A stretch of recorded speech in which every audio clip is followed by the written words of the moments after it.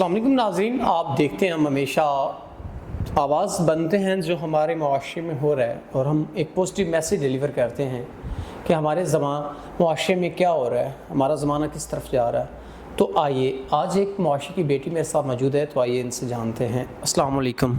वालेकुम अस्सलाम। अच्छा, मुझे बताइएगा, क्या मामलात ज़िंदगी हैं, क्या परेशानियाँ हैं जिनकी वजह से आप परेशान हैं? मैं अपनी माँ का वाह सहारा हूँ। हालात बहुत ख़राब हो चुके हैं, तो मेरे को साथ कोई कमाने वाला नहीं है, यानी मैं अकेली बेटी हूँ अपनी माँ की। तो मेरी माँ बहुत बीमार है, तो कोई खर्चा यानी मेरा नहीं है इतने हालात कि मैं उनको फेस कर सकूँ। तो मेरे पास इतने पैसे नहीं थे कि मैं उनका इलाज करवा सकूँ।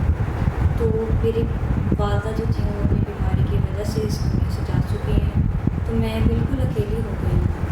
तो इस वजह से मुझे नेक्स्ट समझ नहीं आ रही कि मैं किस तरह फेस करूं हालात को, मैं क्या करूं।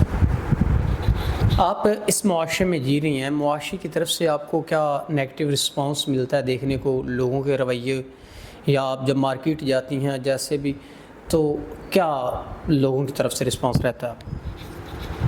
मेरे रिश्तेदार थे, वालदा की वफ़ात के बाद उन्होंने बिल्कुल छोड़ दिया हुआ है, तो मुझे किसी ने अपना सहारा नहीं बनाया।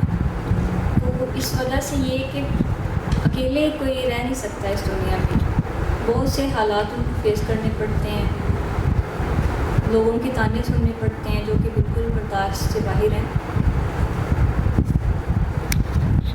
नाज़रीन, लोगों के ताने सुनने पड़ते हैं जो कि बर्दाश्त से बाहर हैं। हकीकत है, इस मुआशरे में ऐसा हो रहा है।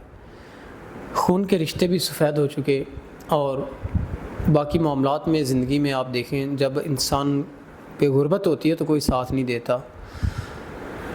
तो बहन, अगर इस मुश्किल वक्त में आपको कोई तोहफ़्फ़ुज़ देता है, कोई इज़्ज़त देता है, तो क्या आप उनसे निकाह कर लेंगी? जी बिल्कुल, कोई नेक इंसान मुझसे निकाह करे, मेरी इज़्ज़त करे, मेरी ज़रूरियात पूरी करे, तो मैं अपनी ज़िंदगी सुकून से गुजार सकूँ। नाज़रीन, ज़ना से बेहतर निकाह है, ये हमारा मोटिव है।